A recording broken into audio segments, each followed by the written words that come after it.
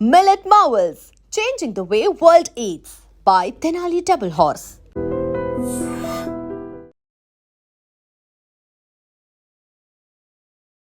నా చెప్పుతో నేనే కొట్టుకో నా చెప్పుతో నేనే కొట్టుకో. అసలు ఎందుకు కొట్టుకున్నావు సార్ చెప్పుతో? బార్బరీకుడు మాట కోసం తల ఇచ్చేశాడు సార్ శ్రీకృష్ణుడికి తల ఇచ్చేశాడు. నేను ఇక్కడ ఏంటంటే మాట ఇచ్చాను చెప్పుతో కొట్టుకో. మోహన్జీ నువ్వు లేకపోతే నువ్వు ఏది అసలు పొరపాటును కూడా నీ మనసుకు తీసుకోకు. మనం ఎక్కడైనా పూరి గుడిసెలోనైనా బతుకుదాం, ఫెయిల్ అయిపోతే. ఊహించడానికి కూడా చాలా కష్టంగా ఉంది సార్.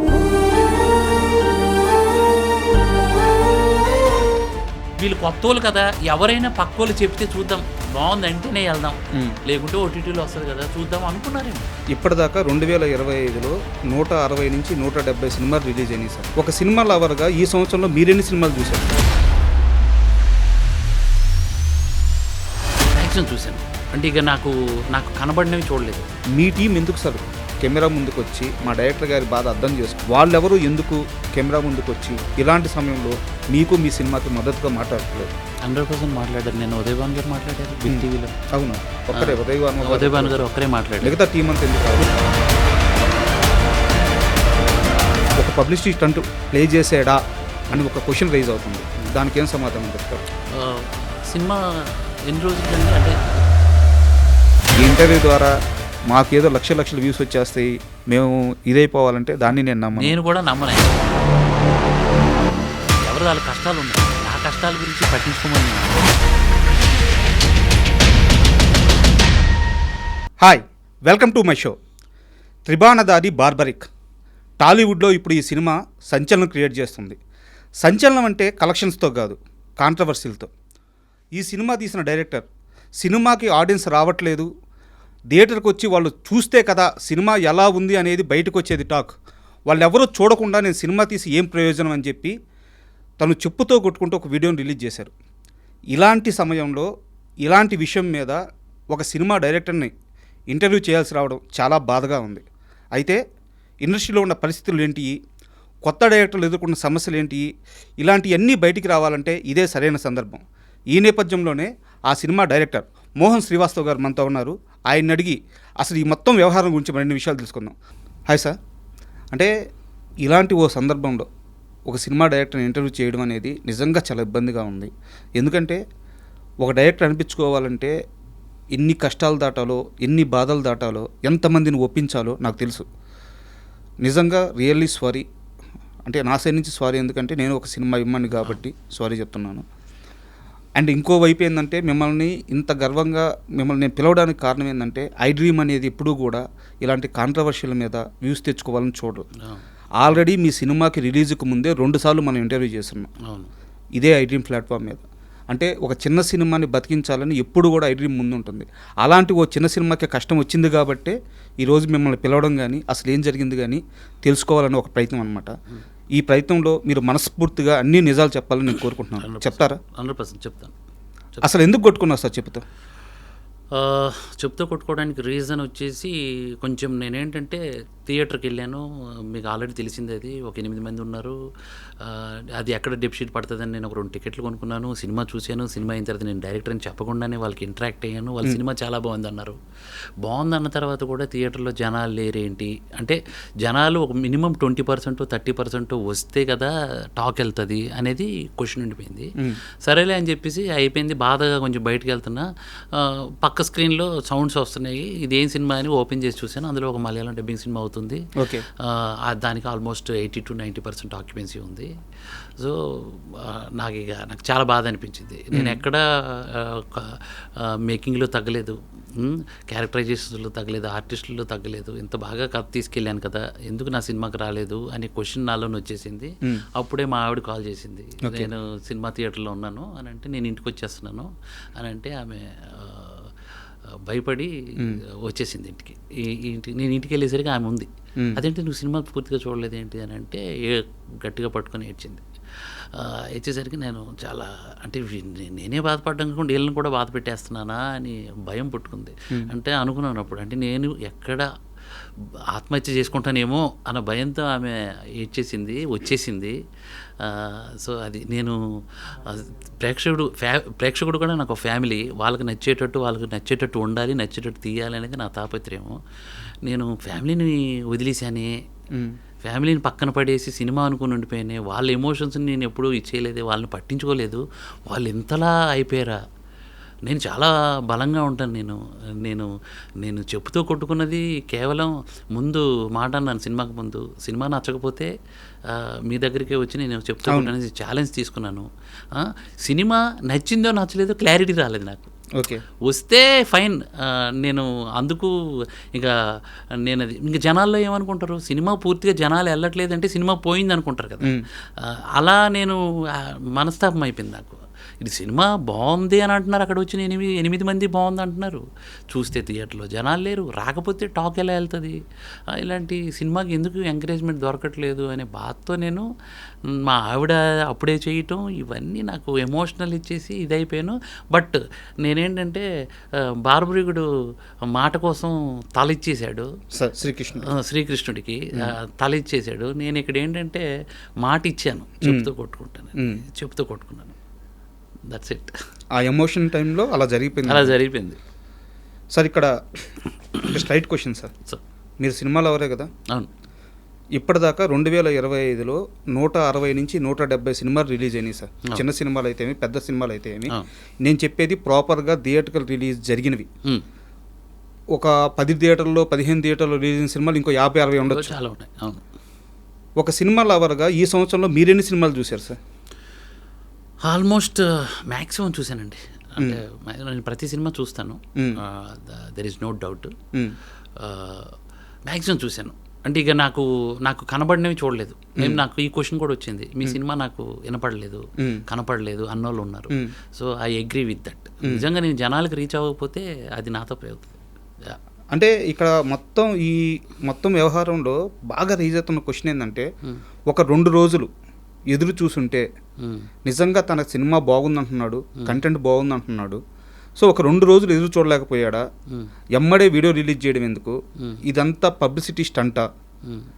ఆడియన్స్ని థియేటర్కి తెప్పడానికి ఈ ఎమోషన్గా ప్రేక్షకుల్ని ఎమోషనలైజ్ చేసి ఒక పబ్లిసిటీ స్టంట్ ప్లే చేసాడా అని ఒక క్వశ్చన్ రైజ్ అవుతుంది.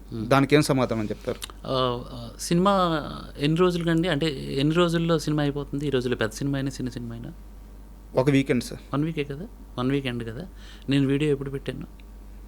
ఆ రోజు నైట్ పెట్టారు, రిలీజ్ రోజు పెట్టలేదు. అదే నైట్. నిజంగా నాకు అలాంటి స్టంట్ చేయాలని ఉంటే ఫ్రైడే మార్నింగ్ షో అయిపోగానే, సండే నైట్కి పెట్టారు.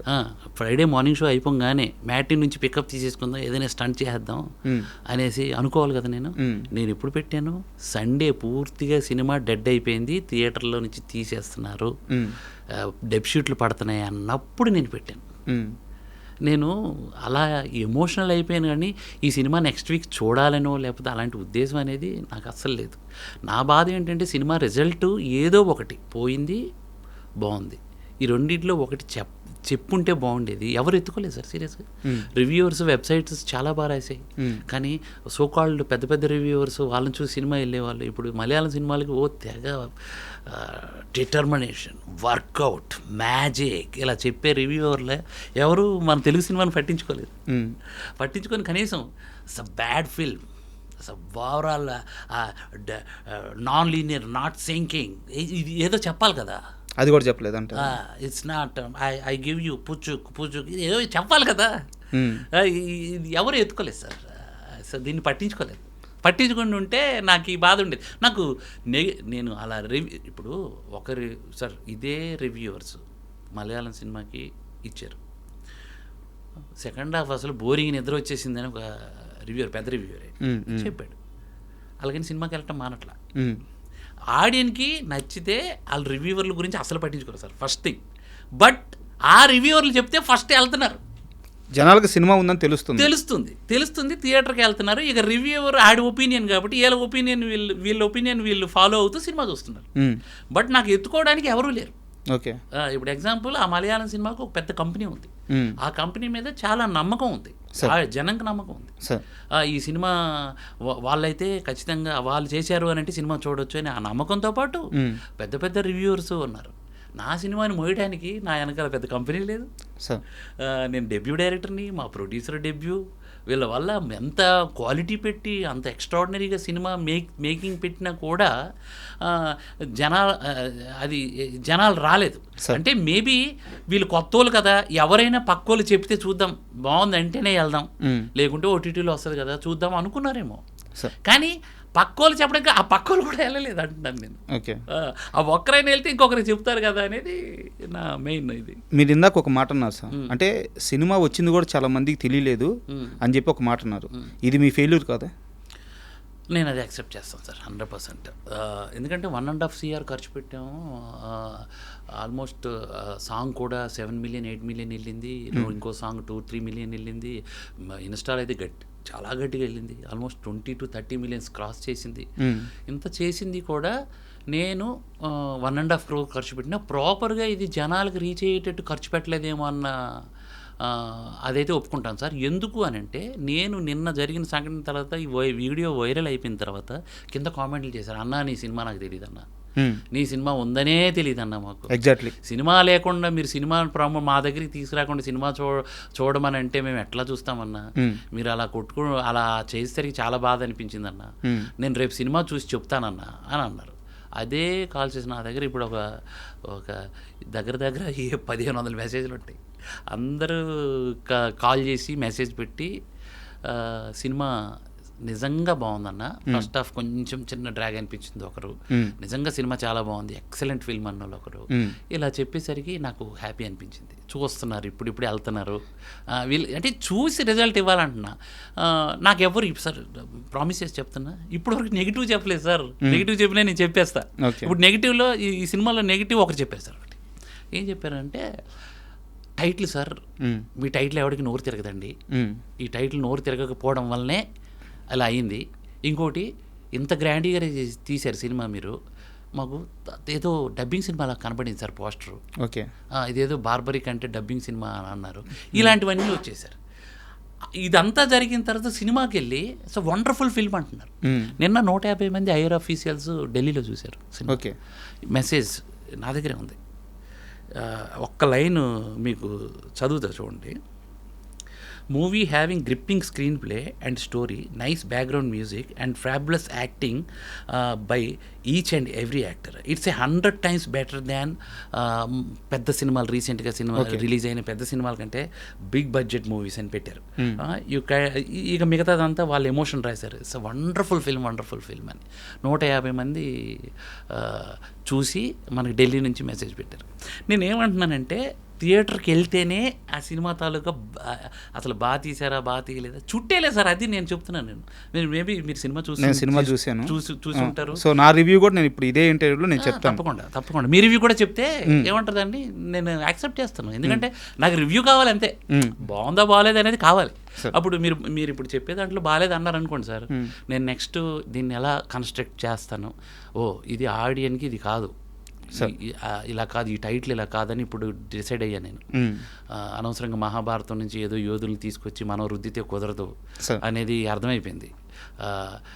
మనం కాదు ఇంకేదో పెట్టాలి, వీళ్ళకి ఈజీగా క్యాచీగా అర్థమయ్యేటట్టుగా ఏదో లవ్ మ్యాజిక్కో లేకపోతే లవ్ ట్రావెలో ఏదో ఒకటి ఇలాంటివి పెడితే అలా ఏం ఉండదు సార్. ఇప్పుడు ఉదాహరణకి అంటే ఒక పర్టికులర్గా ఒక సినిమా పేరు తీస్తున్నానని ఎవరు తప్పుగా అనుకోవద్దు.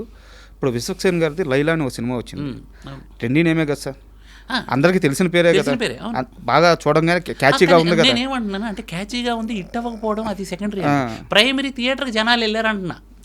అది హీరో స్టార్ పవర్ ఒకటి కారణంగా ఉండొచ్చు సార్. వాట్ ఎవర్, మనకి సత్యరాజ్ గారు ఇట్స్ బిగ్ స్టార్ అండి.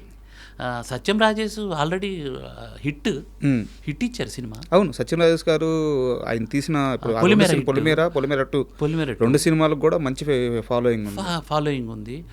ఉదయ్ భాను గారికి ఎంత ఫాలోయింగ్ ఉంది అని నేను ఏమంటున్నా, అది జరగలేదు. నాకు doubt sir, sorry to interrupt you. ఇప్పుడు మీరు చెప్తూ కొట్టుకొని ఇంత ఎమోషనల్ అయ్యి ఒక వీడియో రిలీజ్ చేసిన తర్వాత మీరు అన్నట్టు ఎవరైతే ఈ తెలుగు ఆడియన్స్ ఉన్నారో వాళ్ళందరూ ఫోన్ చేసి ఇప్పుడు మీరు రెస్పాండ్ అవుతున్నారు, ఇప్పుడు సినిమాకి వెళ్తున్నారు, వాళ్ళ అభిప్రాయాలను చెప్తున్నారు. మీ టీం ఎందుకు సార్ కెమెరా ముందుకు వచ్చి మా డైరెక్టర్ గారి బాధ అర్థం చేసుకోండి. ఇప్పుడు మీరు అన్నట్టు సత్యరాజ్ గారు ఉన్నారు, ఉదయ్ భాను గారు ఉన్నారు, సత్యం రాజేష్ గారు ఉన్నారు, పెద్ద పెద్ద ఆర్టిస్టులు చాలామంది ఉన్నారు. వాళ్ళెవరు ఎందుకు కెమెరా ముందుకు వచ్చి ఇలాంటి సమయంలో మీకు మీ సినిమాకి మద్దతుగా మాట్లాడట్లేదు? 100% మాట్లాడారు. నేను ఉదయ్ భాను గారు మాట్లాడారు బిగ్ టీవీలో. అవును, ఒక్కరే ఉదయ్ భాను గారు ఒక్కరే మాట్లాడారు. మిగతా టీం అంతా ఎందుకు రావాలి? 100% అందరూ ఇప్పుడు చాలా దాంట్లో మాట్లాడారు. ఇప్పుడు మనకి ఇప్పుడు తెలియదు అంతే. ఇప్పుడు మీరు సాయంత్రం లేకపోతే రేపు ఉదయం వరకు చూడండి, సత్యరాజ్ గారు కూడా సత్యరాజ్ గారు 71 years ఆయన నేను ఎక్కడికి రమ్మంటే అక్కడికి వచ్చారు. ఈ చిన్న విషయం మాట్లాడరా ఆయన? 100% మాట్లాడుతున్నారు.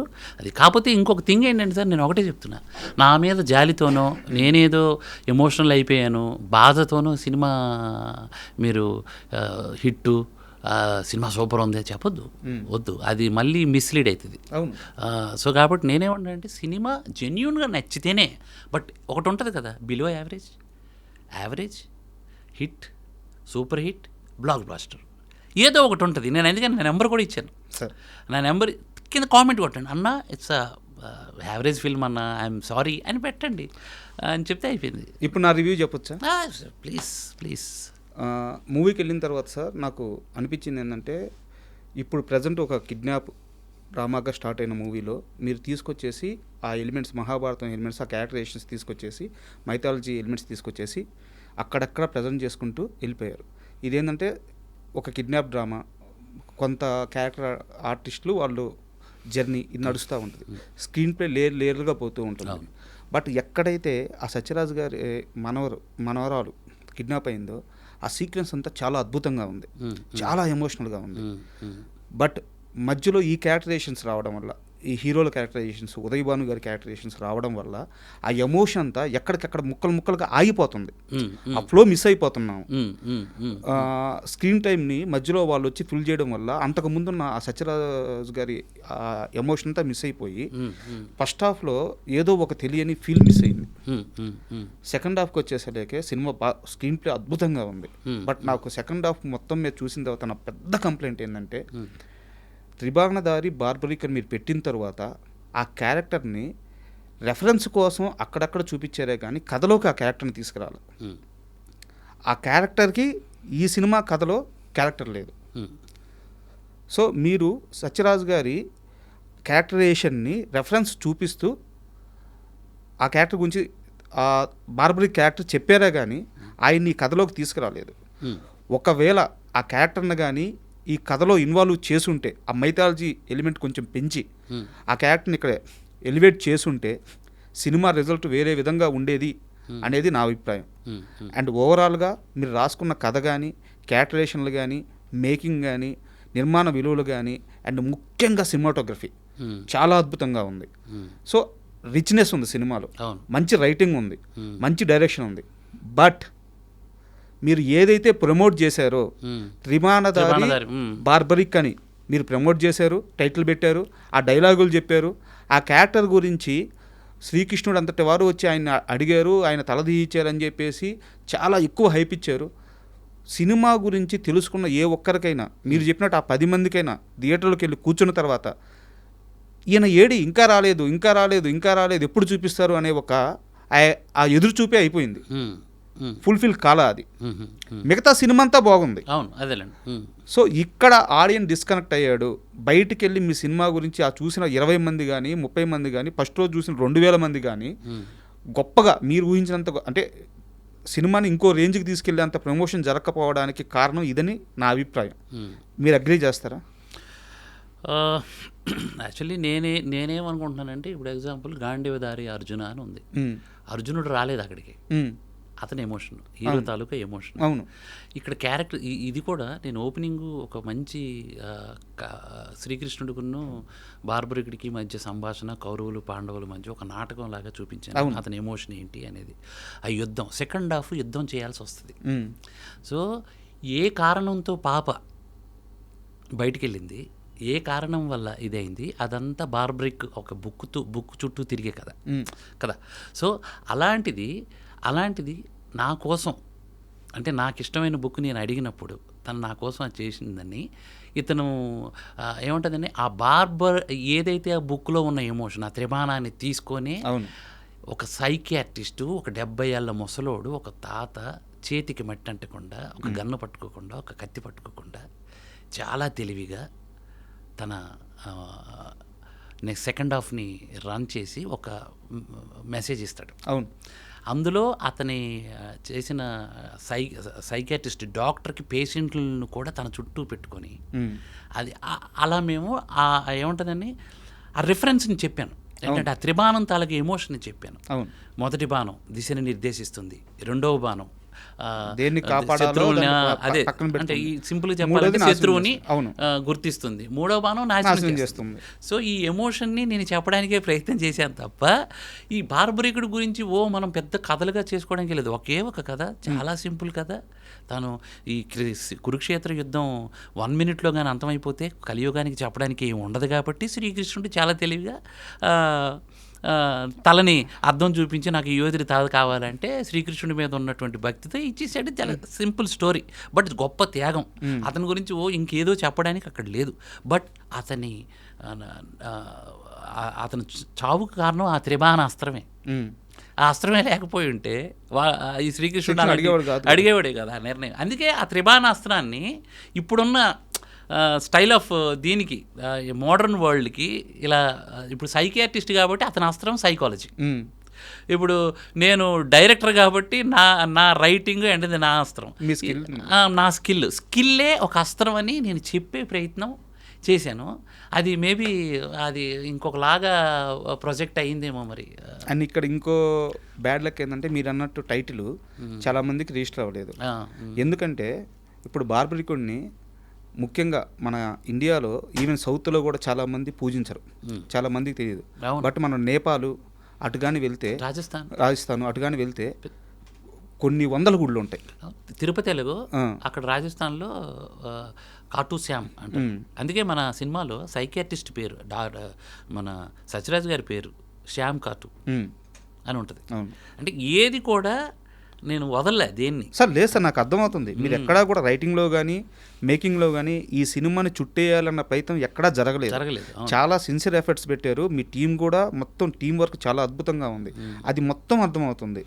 బట్ ఎక్కడో లోతుగా వెళ్ళాల్సిన ఎమోషన్ని, హ్యూమన్ ఎమోషన్ కాదు నేను చెప్పేది, ఈ మైథాలజీ ఎమోషను, లోతుగా వెళ్ళాల్సిన ఎమోషన్ని మీరు దీన్ని బలంగా నమ్మి, హ్యూమన్ ఎమోషన్ని బలంగా నమ్మి దాన్ని జస్ట్ రెఫరెన్స్ మార్గంలో చూపించేసి వదిలేశారు అని చెప్పేసి. 100% రెఫరెన్స్ మార్గమే.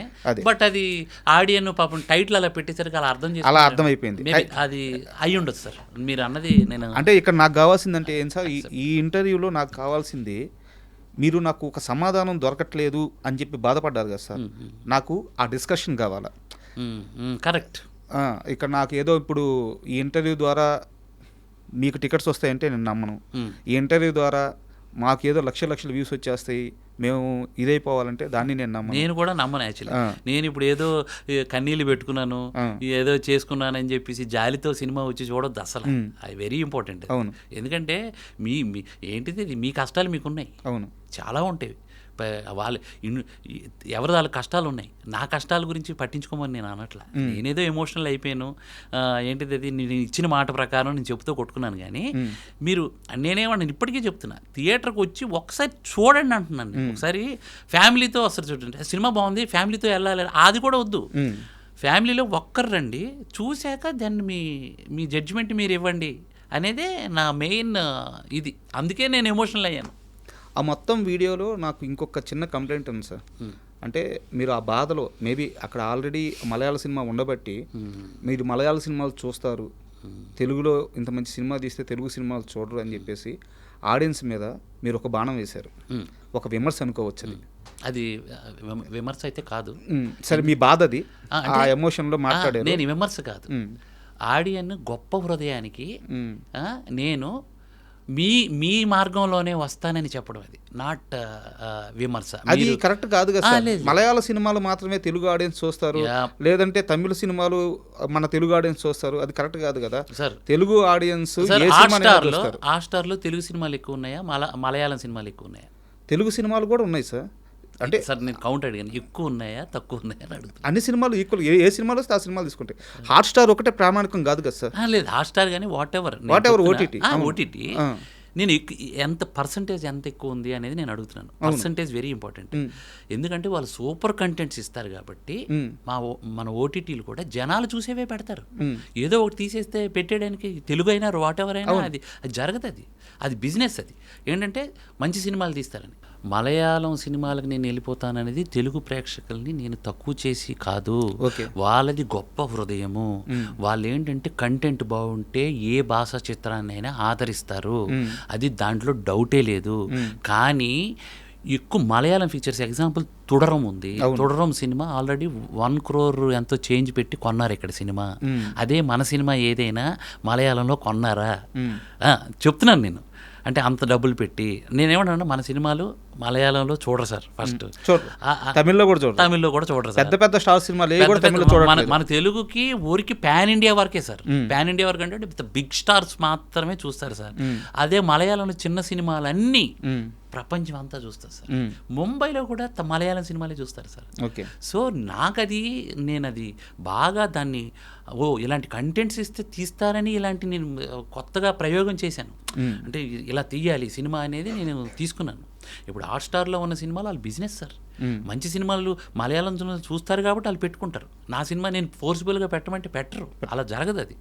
సో నేను ఆ నమ్మకం నాకు ఉండింది. అందుకే నేనేమన్నానంటే అంటే వీళ్ళకి అంటే ఆడియన్కి ఈ తెలుగు సినిమా 3 రకాలు అయిపోయింది. ఒకటి స్టార్స్ తెలుగు సినిమా, ఇంకొకటి dubbing Telugu cinema, Malayalam what ever dubbing Telugu cinema, and Telugu cinema అనే దాంట్లో నేను ఉండిపోయాను. మేబీ దానికి కనెక్ట్ అవ్వలేదేమో, రాలేదేమో అన్న చిన్న భయం. అందుకే నేను థియేటర్కి వచ్చి బాగలేకపోతే తెలుగు సినిమా రా ఇది అని వ్యంగ్యంగా నవ్వి వదిలేయండి, మీరు తీయలేర్రా అనేది నవ్వు వదిలేయండి అనేదే నా ఇంటెన్షన్ సార్. ఆ నవ్వులు నాకు కావాలి. యాక్చువల్లీ నాకు మెసేజ్లు కావాలి. నేను అప్పుడు దాన్ని మార్చుకుంటాను. నేను మార్చుకొని ఇంకేదో ఆలోచిస్తాను, ఇంకేదో చేయాలని. ఎందుకంటే ఇదే సార్, ఇక్కడే బతకాలి, ఇక్కడే చావాలి ఇండస్ట్రీలోనే. అది ఒక సినిమా పోయిందని ఏమంటారు, ఇంటికి వెళ్ళిపోతాము అది ఒక డైలాగ్ ఉంటుంది నేను ఇంతే సినిమాలో. రే మనం ఇక్కడే బతకాలరా, మన చావు ఇక్కడేరా అనేది అది 100%. సో అంటే నా నెక్స్ట్ క్వశ్చన్ కూడా అదే. ఇప్పుడు ఇంత జరిగింది సార్, మేకర్గా మీకైతే బ్యాడ్ నేమ్ లేదు ఈ సినిమా. నేను 100% చెప్తాను, వెరీ గుడ్ మేకర్. సినిమా ఎక్సలెంట్గా ఉంది మేకింగ్ విషయంలో. కానీ సినిమా ఇండస్ట్రీలో ఎట్లుంటుందంటే, ఒక చిన్న ఇన్సిడెంట్ జరిగితే, ఒక చిన్న వైరల్ అయితే, ఒక చిన్న కాంట్రవర్సీ జరిగితే ఆ మనిషిని పక్కన పెట్టేస్తారు. ఇప్పుడు ఇంత ఇష్యూ నడిచింది, మీరు సినిమా కోసమే చేశారు, సినిమా మీద ఉన్న ప్రేమతోనే చేశారు. బట్ ఆ చెప్తూ కొట్టుకోవడం వల్ల ఇకపై రేపటి నుంచి ఇదే ఇండస్ట్రీలో మిమ్మల్ని ట్రీట్మెంట్ ఎలా ఉండబోతుంది, మిమ్మల్ని ఎలా ట్రీట్ చేయబోతున్నారు సార్? నాకు ఇప్పుడు ప్రొడ్యూసర్స్ కాల్ చేశారు సార్ నిన్న. అవును, వాళ్ళిద్దరు ఇష్టపడ్డారు. ప్రొడ్యూసర్ రమేష్, ఆయన చాలా పెద్ద సినిమాలు చేశారు. నువ్వు 100% వాస్తవం మోహన్. అందరూ పెయిన్ అలాగే ఫీల్ అవుతున్నారు. సో నీకు మంచి భవిష్యత్తు ఉంటుంది, దెర్ ఈజ్ నో డౌట్. నువ్వు బాగా సినిమా తీసావని మా అబ్బాయి చెప్పాడు అని చెప్పుకొచ్చారు సార్. ఇప్పుడు అలాంటి ఇదే రాకపోతే ఆయనే ఫోన్ చేసి ఎందుకు చెప్తారు? అలాగే ఇంకొక 4-5 ప్రొడ్యూసర్లు కాల్ చేశారు సార్, పేర్లు చెప్పకూడదు, పెద్ద వండర్ఫుల్. అదే తెలుగు సినిమాకి థియేటర్కి జనాలు రావాలి. ఇలాంటి వాళ్ళు ఎవరైనా కంటెంట్ చేసి పిలిస్తే రాకపోతే 100% బాధపడాలి. మీది 100% అది వాస్తవం అనేది ఉంది సార్. అవకాశాలు రావా అనేది ఏంటంటే సార్, ప్రొడ్యూసర్లు టాలెంట్ ఉంటే ఖచ్చితంగా అవకాశం ఇస్తారు, దాంట్లో డౌట్ లేదు. నేను ఇప్పుడు తప్పు చేయలేదు. నేనేంటి నా పర్సనల్ నా ఎమోషన్ నేను ఎక్స్ప్రెస్ చేశాను, కానీ తప్పేం లేదు, దాంట్లో తప్పేం లేదు, దాంట్లో తప్పేం లేదు. కానీ ఇది రకంగా నేను చెప్పాలంటే ప్రొడ్యూసర్ కోణంలో ఆలోచించాను సార్. నా ప్రొడ్యూసరు సాయంత్రం, ఇదే ఆదివారం సాయంత్రం కళ్ళలో నీళ్ళు తిప్పుకొని ఇంటికి వెళ్ళిపోయాడు సార్. అతను ఏమైపోతాడని నేను అనుకోవాలి. యాక్చువల్గా మీ వీడియో రిలీజ్ అయిన తర్వాత చాలామంది మొదటగా అనుకుంది ఏంటంటే, అంటే కంటెంట్ పూర్తిగా చూడకముందు మీరు అలా బాధపడుతూ అలా మీ కళ్ళలో నీళ్ళుంటే అనుకుంది ఏంటంటే మీరు నిర్మాత అనుకున్నారు ఫస్ట్. అవును, చాలామంది అనుకున్నారు సార్. నేను చాలా ఎమోషనల్. నేను ఒక నిర్మాత కూడా డబ్బులు లాస్ అవుతున్నాడంటే నేనే తీసుకుంటాను, నేను వదిలిపోను అయ్యో అని, నేను అది ఇచ్చేసుకుంటాను. నాకు అంత బాధ. నేనేంటంటే సార్ నాతో ఏం మాట్లాడలే, విజయ్ గారు కాము ఉన్నారు, ఒక మాట అనలేదు. కళ్ళల్లో కొంచెం నీళ్ళు తిప్పుకొని ఇంటికి వెళ్ళిపోయాడు ఆయన. సో నేనేమంటున్నానంటే సార్ ఇది నేను ప్రొడ్యూసర్ గురించి ఆలోచిస్తున్నాను సార్. ఈరోజు సినిమా బతికితే ప్రొడ్యూసర్ ఇంకో 4 సినిమాలు తీస్తాడు కదా సార్. ఇంకో నలుగురు ఆయన 10 సినిమాలు తీస్తానన్నాడు, ఇంకో 10 మంది డైరెక్టర్లు వస్తారు కదా. ఇప్పుడు నాకు తర్వాత అవకాశం ఇవ్వకుండా చంపేస్తే, ఒకవేళ అలాంటి ఆలోచనే ఉంటే, అలాంటి ఆలోచన 100% ఉండదు sir. There is no doubt. ఎంత అయింది సార్ సినిమాకి ఖర్చు? సినిమాకి 9.5 నుంచి 10 అయింది సార్. ఎంత కలెక్ట్ చేసింది ఇప్పుడు వరకు? అది కలెక్ట్ చేస్తే సినిమా చూశారనే అనుకుని ఆ రిజల్ట్ని నేను తీసుకునేవాడిని కదా. అది జనాలు ఉంటే ఆ రిజల్ట్ని తీసుకునేవాడిని కదా. జనాలే లేరు కాబట్టే నేను ఎమోషనల్ అయిపోయాను. సో ఇప్పుడు మీరు పెట్టిన దాంట్లో కొంత పర్సంటేజ్ కూడా రాలేదు. అంతే కదా సార్. ఇప్పుడు ఏంటంటే థియేటర్కి పూర్తి వెళ్ళలేదనే బాధ. ఆ బాధకే నేను అంటే ఇప్పుడు మినిమం ఉంటుంది సార్ ఒకటి. అది ఆ నెంబర్ నాకు అంటే టాక్కి నా అనాలిసిస్ నాకు ఉంటుంది. ఒక టాక్కి మినిమం నెంబర్ అనేది ఉంటుంది. ఆ నెంబర్ నాకు కనపడేసరికి సినిమానే సినిమాని చూడకుండా ఫ్లాప్ కేటగిరీలోకి వెళ్ళిపోతుంది. డెడ్ అయిపోయిన సినిమా అన్న భయము, డెడ్ అయిపోయిన సినిమా అసలు నేను ఎంత ఎఫర్ట్స్ పెట్టి మంచి సినిమా తీసి కూడా నేను డెడ్ అయిపోతున్నానన్న ఆవేదన తప్ప నేను ఎవరినైనా ఏమన్నా అన్నానా? నేను ఎవరిని లేదు, ఏ ప్రొడ్యూసర్ని చేయలేదు సార్. ఇక్కడ ఇంకోటి అంటారు, నాకు మంచి థియేటర్లు ఇచ్చారు సార్, చాలా మంచి థియేటర్లు. మైత్రి మూవీస్, అవును, వాళ్ళు డిస్ట్రిబ్యూషన్. అలాగే ఆంధ్ర సీడెడ్ మొత్తం, Geetha Arts, Krishna district, Poorvi pictures, చాలా పెద్ద వాళ్ళ పేర్లు చెప్తేనే అమ్మో వాళ్ళు చాలా పెద్ద డిస్ట్రిబ్యూటర్లు సార్ అన్నోళ్ళు ఈ సినిమా తీసుకున్నారు. ఎందుకు అని అంటే ట్రైలర్ చూశారు, ఈ కనెక్ట్ అయితే జనాలు కానీ వస్తే సినిమా కొడతది అని నమ్మకంతో ఇచ్చారు థియేటర్లు. ఈ రోజు కూడా చూడండి సార్ థియేటర్లు ఎంత మంచి థియేటర్లు ఉన్నాయో ఆంధ్ర తెలంగాణలో. కాకపోతే సార్ అది నా బాధ ఏంటంటే దీన్ని ఇంకొకటి కూడా సార్, ఇది అంటే ప్రతిసారి నా వైపే నేను మాట్లాడకూడదు. టైటిల్ ఇచ్చేసిందా, డైవర్ట్ చేసేసిందా జనాల్ని, లేదు ఇదేదో అనుకున్నారా, లేకపోతే ప్రమోషనల్ వైజ్ వాళ్ళకి నేను రీచ్ అవ్వలేదా, అంటే మా ప్రొడక్షన్ హౌస్ పెట్టిన డబ్బులు ఇదంతా ఎక్కడో ఎవరో అన్నారు సార్, మీరు మీ ఇంటి ముందు పోస్టర్ అంటించేస్తే పబ్లిసిటీ అయిపోయిందని అనుకున్నారేమో సార్ అని అన్నారు. ఏమో సార్, పబ్లిసిటీ చేసేటప్పుడు ఏంటిది, ప్రొడ్యూసర్ ఇంటి ముందు ఒక పోస్టరు, ప్రొడ్యూసర్ వెళ్తున్నప్పుడు దారిలో ఒక టీ కొట్టు దగ్గర అయితే ఒక పోస్టరు, లేకపోతే అక్కడ ఒక క్యారెక్టర్ని పెట్టి మాట్లాడించేస్తే అక్కడ ఏదో ఒకటి మాట్లాడితే పబ్లిసిటీ అయిపోయింది అనుకోవడం తప్పేమో సార్. నా దృష్టిలో అయితే నా వరకు అయితే రాలేదు అన్నోళ్ళు కూడా ఉన్నారు. మీరు నమ్ముతున్నారా మీ ప్రమోషన్ మిస్యూజ్ అని? అంటే ఇంతమంది చెప్పాక నమ్మాలి కదా సార్. ఇంతమంది చెప్పిన తర్వాత నేను నమ్మకపోతే అదే మూర్ఖత్వం. ఇది ఎవరు తప్పు అంటారు? ఇది అంతే మేము మా ఎడ్యుకేషన్నే తప్పు. అంటే మేము ఎలా అంటే పబ్లిసిటీ పరంగా మేము ఏదైతే డబ్బులు పెట్టామో ప్రాపర్గా ఆడియన్స్కి తీసుకెళ్లే ప్రయత్నం చేయలేకపోయాము అనేది ఆ విఫలాన్ని నేను ఒప్పుకుంటాను సార్. ఎందుకంటే ఇంతమంది చెప్పాక చాలామంది తెలియదు అన్నారు. ఆల్మోస్ట్ 80% సినిమా మాకు తెలియదు అన్నారు. ఇంకెంత తెలియదు అన్నాక నేను వాదించి అలాంటి తప్పు. నేను అందుకే ఇప్పుడు నేను నేనేంటంటే ఐఎమ్ రియలీ సారీ, ప్రేక్షకుడికి చాలా సారీ చెప్తున్నాను. మీకు నేను రీచ్ అవ్వకుండా నేనేదో ఎమోషనల్ అయిపోయి మిమ్మల్ని బాధ పెట్టేసి నేను ఇచ్చేసాను. I'm really sorry. కానీ ఇప్పుడు ఈ ఇన్సిడెంట్ తర్వాత చూసి సినిమాకి వెళ్ళి చాలా బాగుంది అంటున్నారు. I'm so happy sir. కాసేపు ఈ సినిమా, ఈ కాంట్రవర్సీ కూడా అనకూడదు, రియల్లీ సారీ, ఈ ఇష్యూ ఇవన్నీ పక్కన పెట్టేద్దాం. మీరు అదే వీడియోలో ఒక మాట అన్నారు, నా వైఫ్ సినిమాకి వెళ్ళి నేనేమైపోతాననే భయంతో మధ్యలోనే వచ్చేసారు అని చెప్పేసి. ఆ క్షణంలో మీ దగ్గరికి వచ్చిన తర్వాత మీ వైఫ్ పడ్డ ఆ టెన్షన్ కానీ దాని గురించి కాస్త డీటెయిల్గా చెప్పండి సార్. ఎందుకు అడుగుతున్నానంటే, ఒక ఫిల్మ్ మేకర్ అంటే అతని కుటుంబంలో, అతనితో పాటు అతని కుటుంబంలో ఉన్న మనిషి కూడా ఎన్నో ఇబ్బందులు పడాల్సి వస్తుంది. ఆ పర్టికులర్ టైంలో మీ వైఫ్ ఎలా ఫీల్ అయ్యారు, ఎలా ఆలోచించారు, ఎందుకు మీ దగ్గరికి వచ్చారు, అది కాస్త క్లియర్గా చెప్తారు. సార్, నేను ఇప్పుడు 2.5 సంవత్సరాల నుంచి ఇంటి పట్టం లేకుండా సేపు స్క్రీన్ ప్లే, కథ, దీన్ని ఇలా తీసుకెళ్ళాలి అలా తీసుకెళ్ళాలి అని ఇంటికి 12కో 1 గంటకో వస్తే పిల్లలు లేచే టైంకి, పిల్లలు లేచి స్కూల్కి వెళ్ళే టైంకి ఇంక నేను లేవను. 9:30 అవుతుంది. వాళ్ళైతే ఒక వారం నన్ను మిస్ అయ్యేవాళ్ళు. నైట్ నేను 1 గంటకు వచ్చి పడుకునేవాడిని, తెల్లవారితే పిల్లలు వెళ్ళిపోయేవాళ్ళు. మా ఆవిడ ఒక టైంలో, నువ్వు అంత సినిమా అనే కానీ మమ్మల్ని పట్టించుకోవట్లేదు మోహన్జీ అంటుంది మా ఆవిడ, పట్టించుకోవట్లేదు మోహన్జీ నువ్వు అని అంటే, దాన్ని కూడా ఒకరోజు మా ఆవిడ విపరీతమైన జ్వరం, జ్వరం అయితే హాస్పిటల్కి వెళ్ళి వచ్చేసే అన్నాను, కానీ నేను నిన్ను హాస్పిటల్కి తీసుకెళ్తానని అలా. ఓకే. అంటే నేను అంత దాంట్లో ఇన్వాల్వ్ అయిపోయానని వాళ్ళ ఫీలింగ్. నేను అది అంత సినిమాని అంతలా ప్రేమిస్తాను. అలాగని ఏంటంటే ఫ్యామిలీకి ఇంపార్టెన్స్ ఇవ్వకపోవడం ఉంటుంది, లేకపోతే వాళ్ళంతా నన్ను ప్రేమించరు. కానీ నేను ఇంత వీటి మీదే డెడికేటెడ్గా ఉండేసరికి నేను 2 రోజులు చూస్తున్నా, ఫస్ట్ డే చూసా, సెకండ్ డే చూసా, థర్డ్ డే ఈవినింగు ఇక డెడ్ అయిపోతుంది సినిమా అనేది ఆవిడకి తెలుసు. ఆల్మోస్ట్ థియేటర్లో అక్కడ వెళ్ళింది, అక్కడ కూడా ఆల్మోస్ట్ అంతే ఉన్నారు. నేను ఇంటికి వచ్చేస్తున్నాను, నువ్వు సినిమా పూర్తిగా చూసిరా, మధ్యలో రాక్ అన్నాను. నేను నా ఇంటెన్షన్ ఏంటి, సినిమా ఏమంటుందని పూర్తిగా చూడాలి అనే ఒక ఇంటెన్షన్ నాకు ఉంది. ఆమె వచ్చి సడన్గా వచ్చేసింది. అదేంటిది ఇలా వచ్చేసానంటే పట్టుకొని విపరీతంగా వచ్చేసారా? విపరీతంగా వచ్చేసింది.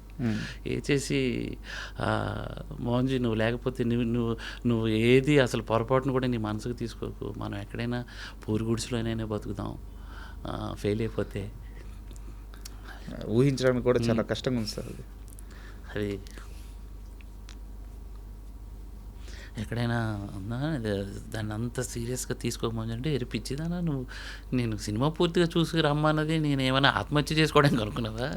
మళ్ళీ మళ్ళీ ట్రై చేద్దాం, ఆడియన్కి దగ్గర అవ్వడానికి ఏం చేయాలి అది చేద్దాం, కానీ నువ్వు ఇంతలా ఎమోషనల్ అవ్వడం కరెక్ట్ కాదు. నాకు ఇప్పుడు భయం వేస్తుంది, మీరు ఎక్కువ భయపడి నా మీద ఎక్కువ ఇది పెట్టుకుని డిప్రెషన్లోకి వెళ్ళిపోతారేమని భయం వేస్తుంది. 100% స్ట్రాంగ్ మనం ఎక్కడైనా బతకగలం, మనం కళాకారులం. మా ఆవిడ కూచిపూడి టీచర్, తను కూడా ఒక ఇన్స్టిట్యూట్ నడిపించుకొని పిల్లలకి చెప్పుకొని ఉంటుంది. నేను పియానో టీచరు. చిన్నగా ఇంట్లోనో ఎక్కడో ఒక దగ్గర క్లాసులు చెప్పుకుందాము, ఆన్లైన్ క్లాసులు అవి చెప్పుకొని బతుకుదాం, కానీ దానికే డిప్రెషన్ అయిపోతామా? అసలు దేవుడు ఎంత మంచి వరం ఇచ్చాడు మనకి. కళ ఒక వరం, అది మన ఇంట్లో అందరికీ ఇచ్చాడు. మా సిస్టర్ వోకల్ టీచర్, మామూలు విషయం వీళ్ళు ఎంత మంచి వరం ఇచ్చాడు ఈ భూమి మీద బతకడానికి. ఈ చిన్న విషయాలకి అయిపోతాము. నువ్వు పొరపాటును కూడా అలాంటిది ఆలోచన పెట్టుకోకు. నీకు మళ్ళీ చెప్తున్నా, నాకు ఈ విషయాల్లో కనీసం నువ్వు ఇలాంటి కన్నీరు మాత్రం పెట్టుకో అనేసాను. బట్ ఇలా అవుతుందని తెలిస్తే నేను అలా ఎమోషనల్ అయ్యి ఉండేవాడిని కదా. నేను స్వతహాగా ఎమోషనల్ సార్. నేను అర్థమవుతుంది సార్. నేను ఎంత ఎమోషనల్ అయిపోతానంటే, నేను తప్పు చేయకుండా ఒకరు ఒక మాట అంటే అది నేను 2 రోజులు 3 రోజులు నేను బాధపడిపోతా. అది నాకెందుకు, అది మరి అది లక్షణం అది. సో ఈ విధంగా నాకు ఆ భయం ఎక్కువైపోయింది సార్. నాకు అర్థమవుతుంది. అంటే ఒక నిర్మాత మిమ్మల్ని నమ్మాడు, మీకు కావాల్సిన అన్ని సోర్సెస్ ఇచ్చారు, ఒక టీం మిమ్మల్ని నమ్మింది, 2.5 సంవత్సరం ఫ్యామిలీని కూడా పట్టించుకోకపోవడం మీన్స్ ఏంటంటే సినిమాని ఎక్కువగా ప్రేమిస్తూ ఒక జర్నీ చేసి ఒక అవుట్పుట్ డెలివరీ చేశారు. అది బాగుందా బాగలేదని చెప్పడానికి కూడా మనిషి థియేటర్లో లేకపోవడం వల్ల వచ్చిన ఎమోషన్తో ఆ బాధలో కొన్ని మాటలు మాట్లాడారు. సో అది అక్కడికి ఇష్యూ అయిపోయింది. ఫైనల్గా నా ఈ 2 క్వశ్చన్స్ సార్, 1 వర్డ్ ఆన్సర్ ఇచ్చేసేయండి. ఈ సినిమాకి ఎంత రెమ్యునరేషన్ తీసుకున్నారు? నేను శాలరీ తీసుకున్నాను సార్. శాలరీ తీసుకున్నాను. నేను రెమ్యునరేషన్ ఏం తీసుకోలేదు. ఎందుకంటే యాజ్ ఎ డెబ్యూ డైరెక్టర్గా నేను రెమ్యునరేషన్ డిమాండ్ చేసి ప్రొడ్యూసర్ని బాధ పెట్టలేను. ఇంత ఇచ్చేసేయండి నాకని, లేకపోతే ఇంకేదో చేయలేను. జెన్యున్గా నేను 80,000 రూపాయలు పర్ మంత్ అలా తీసుకున్నాను. ఓకే. అండ్ ఫైనల్ క్వశ్చన్ ఏంటంటే, ఈ మొత్తం వ్యవహారం అయిపోయిన తర్వాత ఇప్పుడు ఇకపై మీరు డైరెక్టర్గా జర్నీ చేయబోతుంటే ఎలాంటి జాగ్రత్తలు తీసుకోవాలని ఒక పాఠం మీకు తెలిసి వచ్చింది? జాగ్రత్తలు అంటే, ఒకటి స్టార్తో సినిమా చేయాలి. ఓకే.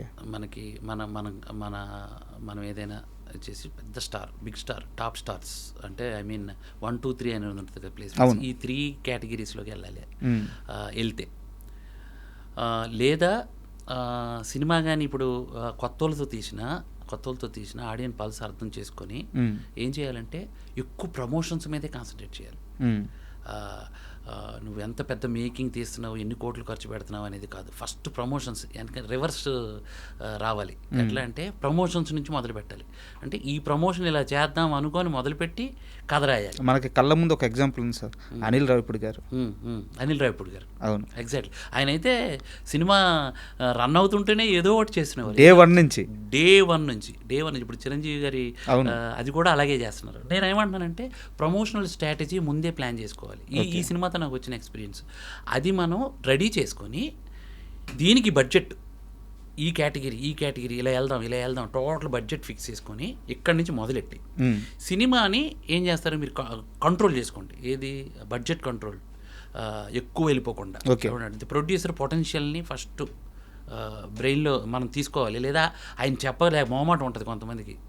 మొహమాటంతో ఏం చేస్తారు, పర్లేదు అది ఇది అని అంటారు. సో వాళ్ళని ఏంటంటే అబ్జర్వ్ చేసి రియల్గా అడిగేసి ఈ బడ్జెట్ని కంప్రెస్ చేసుకొని పబ్లిసిటీకి బాగా జనాల్లోకి తీసుకెళ్ళడానికి మీరు ఎంత ప్రయత్నం చేస్తారో చేస్తే ఖచ్చితంగా సినిమా వెళ్తుంది. సో నేను నేర్చుకున్నది అది. నేను చిన్న సినిమా చేసినా ఈసారి చేసేది అది. ఓకే, ఈ 3 సార్. ఇంకొకటి నేను కూడా ఛాలెంజ్ ఎందుకు తీసుకున్నాను అని అంటే, మలయాళం వెళ్ళిపోయి సినిమా తీస్తే కొంచెం బడ్జెట్ ఇక్కడ 10 కోట్లు అయితే అక్కడ 5 కోట్లు అయిపోతుంది సార్. ఎందుకంటే అక్కడ కాల్ షీట్స్ వేరు, అక్కడ బత్తాలు వేరు, అక్కడ ఉన్న చిన్న ఇండస్ట్రీ, ఇది పెద్ద ఇండస్ట్రీ. సో దానివల్ల ఆ ఎమోషనల్గా కూడా ఉంది. ఇంకొకటి థింగ్ ఏంటంటే మలయాళం కంటెంట్లు ఎక్కడైనా నడుస్తున్నాయి, పోతే ఎవరు చూడరు, కానీ బట్ పర్సంటేజ్ ఆఫ్ ఇక్కడ కూడా చాలా ఫెయిల్యూర్లు ఉన్నాయి. 100% ఉంటాయి. మరి అంటే నేను ఫైనల్గా మీకు చెప్పేది ఏంటంటే, మీరు ఎక్కడికి పోవద్దు. మీరు మంచి మేకర్, మంచి ఫిల్మ్ మేకర్, మీ మేకింగ్ చూశాను. సో మీలో విషయం ఉంది, దమ్ము ఉంది. ఒక సినిమా ఫెయిల్ అయింది అంతే, ఏం జరగల మీ లైఫ్లో. ఒక అటెంప్ట్ ఫెయిల్ అయింది అంతే. మీరు మళ్ళీ బౌన్స్ బ్యాక్ అవ్వాలి, మళ్ళీ ఓ మంచి సినిమా తీయాలి. ఆ సినిమా హిట్ అయిన తర్వాత మనం ఇలాగే కూర్చొని మనం సక్సెస్ ఇంటర్వ్యూ చేద్దామని చెప్పి మనస్ఫూర్తిగా కోరుకుంటున్నాను. And thank you sir. Thank you sir. Thank you so much.